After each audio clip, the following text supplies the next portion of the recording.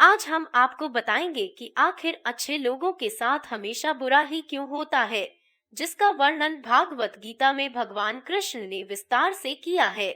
मित्रों, आपने भी देखा या फिर महसूस किया होगा कि आपके आसपास धर्म, कर्म और पूजा पाठ में लीन रहने वाले लोगों की जिंदगी खुशहाल नहीं होती जितने की दुष्ट और अधर्मी लोगों की होती है। और ये सब देखकर आपके के भी मन में कभी ना कभी ये सवाल जरूर उठा होगा कि आखिर अच्छे लोगों के साथ बुरा क्यों होता है। परंतु आज के अधिकतर जनमानस इस रहस्य के बारे में नहीं जानते, जिसका सबसे बड़ा कारण है कि वे धर्म ग्रंथों को सही से पढ़ते नहीं या फिर उसमें लिखी बातों पर विश्वास ही करते। आज की इस वीडियो में हम आपको बताएंगे कि आखिर अच्छे लोगों के साथ हमेशा बुरा ही क्यों होता है, जिसका वर्णन भागवत गीता में भगवान कृष्ण ने विस्तार से किया है। नमस्कार दोस्तों, मेरा नाम है सिद्धि और आप देख रहे हैं हरिवाणी।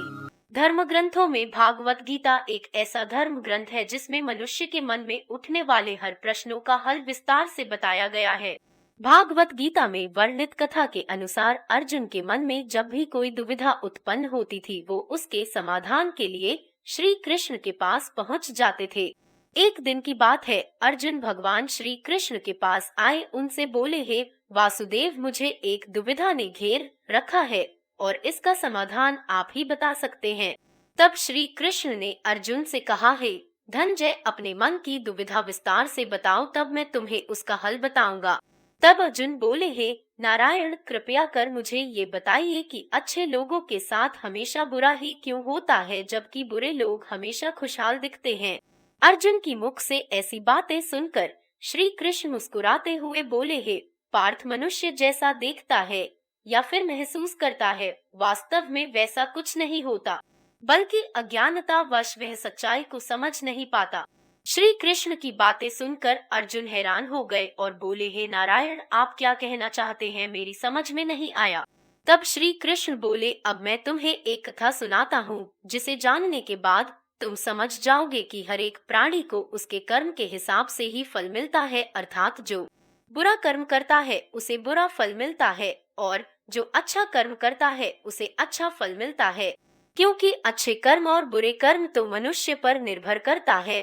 प्रकृति प्रत्येक को अपनी राह चुनने का मौका देती है। अब इसका फैसला करना कि वो किस राह पर चलना चाहता है, ये व्यक्ति विशेष की इच्छा पर निर्भर करता है। फिर कथा सुनाते हुए श्री कृष्ण बोले, बहुत समय पहले की बात है, एक नगर में दो पुरुष रहा करते थे। उनमें से एक पुरुष व्यापारी था, जिसके लिए अपने जीवन में धर्म और नीति की बहुत महत्ता थी। वो पूजा पाठ और भगवान की भक्ति में बहुत विश्वास करता था। चाहे कुछ भी हो जाए, वो रोज मंदिर जाना नहीं भूलता, न ही दान धर्म के कार्य में किसी प्रकार की कमी रखता था। कुछ भी हो जाए, वह नित्य भगवान की पूजा अर्चना किया करता था। वहीं दूसरी ओर उसी नगर का दूसरा पुरुष पहले से बिल्कुल ही विपरीत था। वो प्रतिदिन मंदिर तो जाया करता था, परंतु पूजा पाठ के उद्देश्य से नहीं, बल्कि मंदिर के बाहर से चप्पल और धन चुराने के लिए।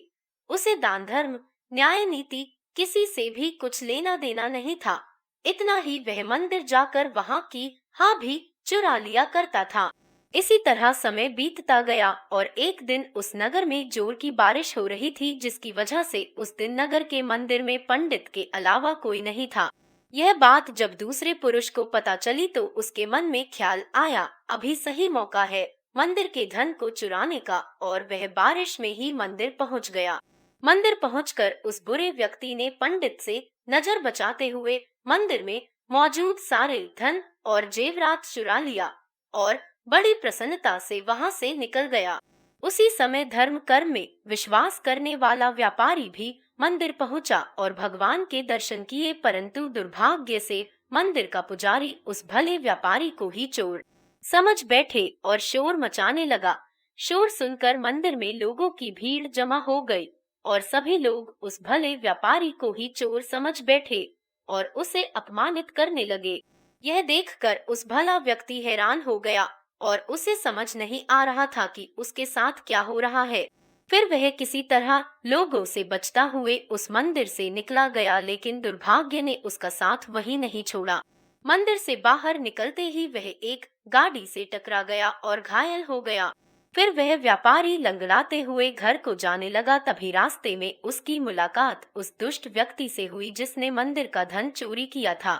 वह झूमता नाचता हुआ जोर जोर से बोलते हुए जा रहा था कि आज तो मेरी स्मत ही चमक गई, एक साथ वो भी इतना सारा धन मिल गया। जब व्यापारी ने उस दुष्ट आदमी की ये बात सुनी तो उसे बहुत हैरानी हुई और क्रोधित हो उसने अपने घर जाते ही भगवान की सारी फोटो निकालकर फेंक दी और भगवान से नाराज होते हुए अपना जीवन व्यतीत करने लगा। कुछ समय पश्चात दोनों ही व्यक्तियों की मृत्यु हो गई और दोनों यमराज की सभा में पहुंचे। उस व्यापारी ने अपने बगल में उस दुष्ट व्यक्ति को खड़ा देख क्रोधित स्वर में यमराज से पूछ ही लिया कि मैं तो हमेशा अच्छे कर्म करता था, पूजा पाठ दान धर्म में विश्वास रखता था, जिसके बदले मुझे पूरे जीवन भर सिर्फ अपमान और दर्द ही मिला और इस अधर्म करने वाले पापी व्यक्ति को नोटों से भरी पोटली आखिर क्यों? इस पर यमराज ने उस व्यापारी को बताया कि पुत्र तुम गलत सोच रहे हो। जिस दिन तुम्हें गाड़ी से टक्कर लगी थी वास्तव में उस दिन तुम्हारे जीवन का आखिरी दिन था, परंतु तुम्हारे किए गए अच्छे कर्मों के कारण ही तुम्हारी मृत्यु एक छोटी सी चोट में परिवर्तित हो गई। और इस दुष्ट व्यक्ति के बारे में जानना चाहते हो तो पुत्र दरअसल इसके भाग्य में राजयोग था जो कि इसके दुष्कर्म और अधर्म के कारण एक छोटे से धन की पोटली में परिवर्तित हो गया।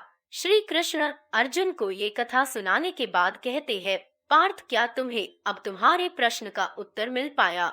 ऐसा सोचना कि भगवान लोगों के अच्छे कर्मों को नजरअंदाज कर रहा है, ये बिल्कुल भी सत्य नहीं है। भगवान हमें क्या किस रूप में दे रहा है ये मनुष्य की समझ में नहीं आता है, लेकिन अगर आप अच्छे कर्म करते हैं तो भगवान की कृपा सदैव आप पर बनी रहती है। तो मित्रों, इस कहानी से ये पता लगता है कि आपको कभी भी अपने कर्मों को बदलना नहीं चाहिए, क्योंकि आपके कर्मों का फल आपको इसी जीवन में मिलता है, बस आपको उसका पता नहीं चलता। इसलिए मित्रों, मनुष्यों को चाहिए कि वह हमेशा अपने जीवन में अच्छे कर्म करता रहे, क्योंकि श्री कृष्ण ने ही गीता में भी बताया है कि किसी के द्वारा किया गया कर्म बेकार नहीं जाता, भले ही कर्म अच्छा हो या फिर बुरा। तो मित्रों, आशा करता हूँ कि आप भी आज से इस कथा का अनुसरण करेंगे। फिलहाल आज की ये कथा यहीं समाप्त होती है। अगर आपको हमारी ये कथा पसंद आई हो तो इसे ज्यादा से ज्यादा लाइक और शेयर करें